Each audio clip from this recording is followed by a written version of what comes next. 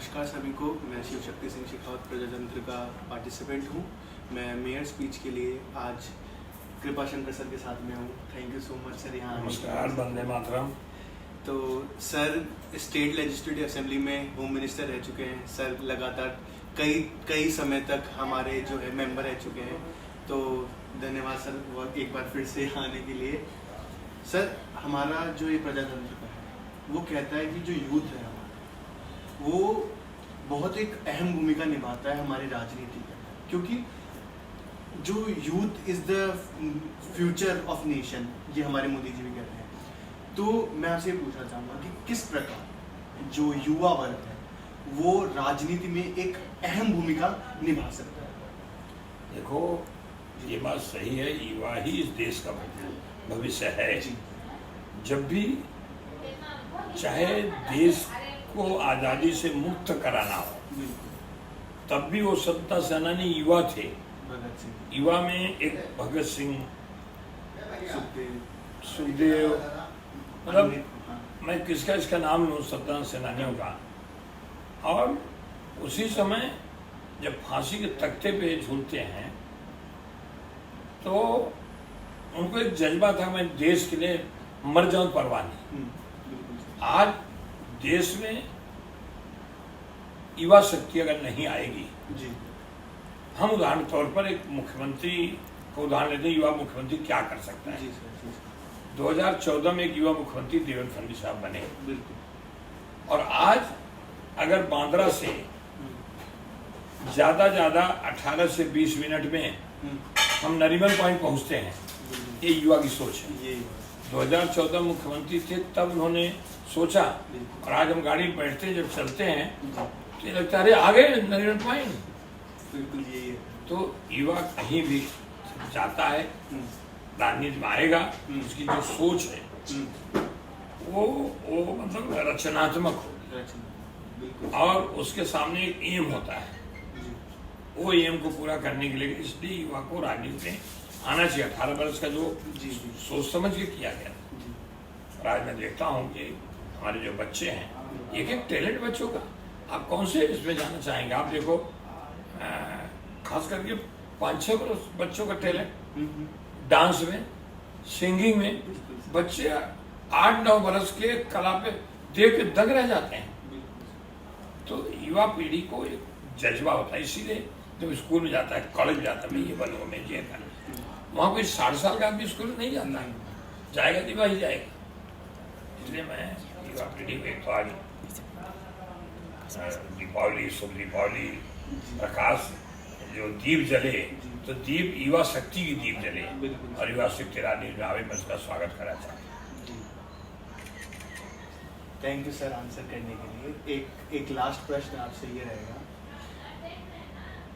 मेरे को जब मैं सोचता हूँ किसी बड़े नेता की, तो मेरे को एक मेरे दिल के बहुत क्लोज है अटल जी।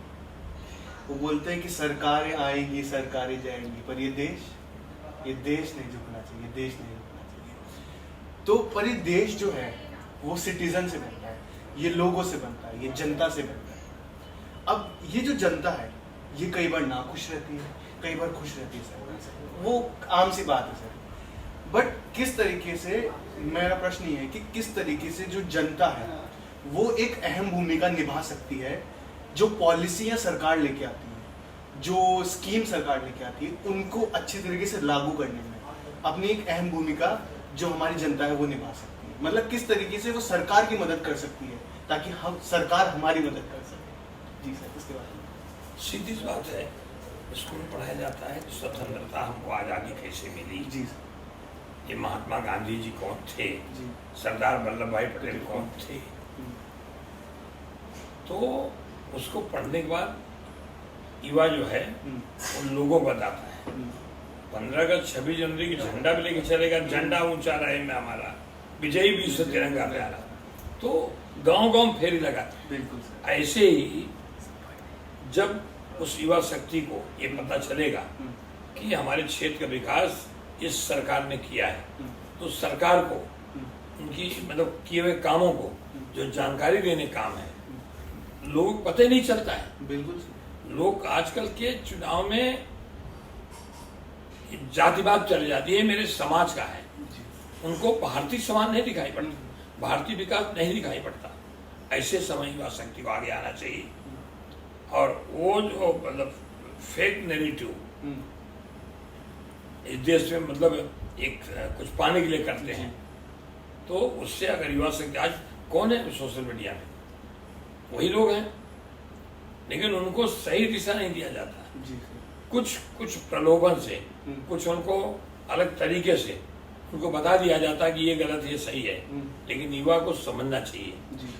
पुस्तक और व्यक्ति दोनों जल्दी समझ नहीं आते, दोनों को पढ़ना पड़ता है। पुस्तक को पढ़ना उलट पढ़ लोगे, व्यक्ति कैसे पढ़ोगे? व्यक्ति के साथ चलोगे तब समझ आएगा।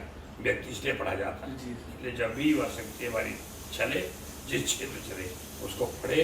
तो दोनों चीज होता है, हम थियरी पढ़ते हैं फिर प्रैक्टिकल करते हैं। तो जब प्रैक्टिकल करते हैं तो थियरी हमारे समझ में आती है। बगैर प्रैक्टिकल के थियरी कुछ नहीं, बगैर थियरी के प्रैक्टिकल कुछ नहीं।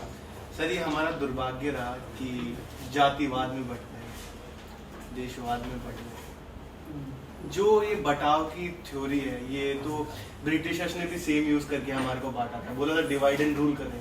हमारी जो सोसाइटी थी वो इतनी मजबूत थी, इतनी अच्छी तरीके से बंधी हुई थी कि वो बस एक पॉइंट ढूंढ रहे थे जहां से तोड़ सके, बांट सके हमारे। ये एक इस चीज पे अगर आप थोड़ी सी दृष्टि डाल सको कि हम आजकल के जो इलेक्शन देखते हैं वहाँ पर जातिवाद, वहाँ पर भाषावाद, अगर मैं महाराष्ट्र का एग्जाम्पल दूँ तो यहाँ पर भाषा के नाम पे एक बड़ी पार्टी टूट गई सर, खंडित हो गई। जो ऐसी पार्टी थी जो एक बहुत ही आइडियोलॉजी को प्रमोट करती है, जो खुलकर प्रमोट करती है, ऐसे नहीं कि आज कुछ और कल कुछ और। तो ये पॉलिटिक्स का कब तक ऐसा ही रहेगा? कब, मतलब आप आने वाले कुछ सालों में क्या देखते हो पॉलिटिक्स में कि क्या ये जो बदलाव है कि जहाँ पर जातिवाद चल रहा है, जहाँ ये चल रहा है कि इसका धर्म ऐसा है, उसका धर्म ऐसा है, ये धर्मवाद चल रहा है, जातिवाद चल रहा है, ये भाषावाद चल रहा है, ये क्या खत्म होगा या फिर आगे बढ़ता रहेगा? इसके बारे में आपको क्या सोचना है? दो चीज़ है जी सर। आदरणीय योगी आदित्यनाथ जी ने अभी थोड़ा समय पहले कहा, बंटेंगे तो कटेंगे। बिल्कुल सही बात है। तो जब भी कोई बटेगा, इशू पे चर्चा करेगा, इशू पे अपने विचार को लड़ाई लड़ेगा, तो वहां पर आके लड़ो, हट के नहीं लड़ो। और जिन लोगों ने इसको इशू बनाया, आज उनकी हालत क्या है?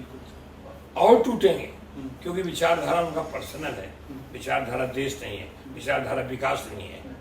इसलिए ऐसे समय जो है हमको एक ही पे सोचना चाहिए, हमारा देश आगे, हमारा देश भाई हमारा राष्ट्र है। मैं खुद, मेरा कोई कांग्रेस पार्टी से मतलब वहीं उसी कांग्रेस पार्टी में जाना चाहता हूँ, लेकिन जिस दिन 5 अगस्त 2019 को पार्लियामेंट में आदरणीय प्रधानमंत्री जी के नेतृत्व में लिया गया फैसला और अमित शाह जी द्वारा जो कहा जा रहा था, आज इतना कसीर होना बटा हुआ है, कटा हुआ है, बटा हुआ है तो कटा हुआ है। और आज भी देखो क्या स्थिति बनी हुई है। आर्टिकल 370 हटाए जाने का विरोध करने वाले इस हिंदुस्तान में, क्या उनको मैं हिंदुस्तानी कहूँ? नहीं। अगर हमारे देश में बटेंगे और उसका समर्थन करोगे, इस बेस पे जो चुनाव लड़ते हैं, इस विचार जो आए, उनकी विचारधारा क्या होगी? इसलिए मैं चाहूंगा कि ऐसे मामले को लोग को समझ तो रहे, भले समय लग रहा है। और कोई चीज आज आर्टिकल 370 में जो लोग कहते खून की नदियां बहेंगी, क्या हुआ? चीटी मरी, आतंकवादी घटना को छोड़ दो, लेकिन ये एक चीटी मरी क्या? इसलिए हमारे लिए पहले राष्ट्र है, फिर कोई राजनीतिक पार्टी है। यहाँ लोग पहली पार्टी समझते हैं, फिर राष्ट्र को समझते हैं, ऐसा नहीं चाहिए। लास्ट क्वेश्चन और फिर उसके बाद में वीडियो हम खत्म कर सकेंगे। यूपी के इलेक्शन के बारे में सर आपका क्या कहना था, जो रिजल्ट्स आए? मैं भी चुनाव लड़ रहा था जौनपुर लोकसभा से, इसीलिए मैंने विकास के मुद्दे को लेके गया था। जौनपुर उद्योग विहीन जौनपुर है, उद्योग नहीं है। सबसे ज्यादा प्रशासनिक अधिकारी जौनपुर से पूरे देश में जाते हैं। वहाँ केंद्रीय विश्वविद्यालय नहीं है। जौनपुर में मक्का, गन्ना और आलू इतना ज्यादा पैदा होता है, एक प्रोसेसिंग यूनिट नहीं है। वहाँ पे कोई पावर हाउस बनाने, मतलब बिजली बनाने कोई संयंत्र नहीं है। आज वहाँ पे कई 100 एकड़ जमीन पड़े हुए हैं। तो मेरी ये सोच थी कि मैं उसी उत्तर प्रदेश से, जौनपुर से मुंबई में रोजी रोटी ले आया था। आज भी इस मुंबई शहर में हर 6वां उत्तर भारतीय वो जौनपुर जनपद का है। क्यों नहीं सोच होती?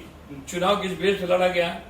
ओबीसी, ये फॉरवर्ड और बैकवर्ड। दुर्भाग्य। अरे लोग सोचते हैं कि हार्वर्ड और ऑक्सफोर्ड की बात करते हैं, और यहाँ बैकवर्ड और फॉरवर्ड की बात करते हैं।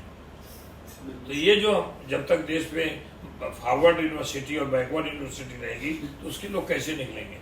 हमारा हार्वर्ड का और ऑक्सफोर्ड का निकला हुआ बच्चा आज हिंदुस्तान की यूनिवर्सिटी में जब जाता है तो वहाँ का मतलब ये बड़ा जरूरी है। इसलिए जाति बड़ा जहर है देश के लिए। जातिवाद इतना जहर है कि गाड़ी में बैठते उत्तर प्रदेश में चालक कौन है, हमारा कोई सिक्योरिटी कौन बैठा हुआ है, मेरी बात कोई सुन तो नहीं रहा है, फोन पे धीरे से बात करो, ये इस कम्युनिटी का है। इतना बड़ा जहर जो उत्तर प्रदेश के लिए है। 2014 में खत्म हुआ था, विकास चल रहा था, फिर अचानक जो है 2024 में फिर आ गया और लोग वाहवाही लूट रहे हैं कि हमारा अमुक समाज, हमारा अमुक समाज, हमारा अमुक समाज। आज भी न्यूज में चलता है कि उत्तर प्रदेश के मुख्यमंत्री ठाकुरों के हैं। अरे उत्तर प्रदेश के मुख्यमंत्री हैं, फिर कहाँ कितने को बांटोगे? बिल्कुल सही बात है। इसलिए वो जो बटेंगे तो कटेंगे वाला बात है। मैं चाहूंगा कि मतलब इस देश में एक नई क्रांति युवा लावे, और वो क्रांति युवा ही ला सकता है। वो वीडियो के माध्यम से सर जो आपका विचारधारा एक बार हम बता देंगे तो मैं निवेदन करता हूँ, मैं अपनी इच्छा व्यक्त करता हूँ जी। कि युवा शक्ति ये जब तक आगे नहीं आएगी तब तक कोई विचार बदलेंगे नहीं। और इसको आंदोलन महात्मा गांधी के मार्ग से आंदोलन चलना चाहिए। आंदोलन में जाकर के अपने जज्बात को किसी ढंग का व्यक्त करना नहीं, लोकतंत्र की प्रक्रिया के माध्यम से आंदोलन करना चाहिए। और जब युवा आंदोलन करेगा लोकतांत्रिक प्रक्रिया से आंदोलन सफल हुआ है, चाहे जयप्रकाश नारायण जी को ले लीजिए, चाहे हमारे बहुत सारे युवा मतलब तुर कहा जाता था, किसका नाम लूँ मैं, तो युवा को आगे आना चाहिए, राजनीति में भी आना चाहिए और आकर के इन विचारधारा को राष्ट्र पहले है, राष्ट्र हम पहले, ये हमको बताना पड़ेगा।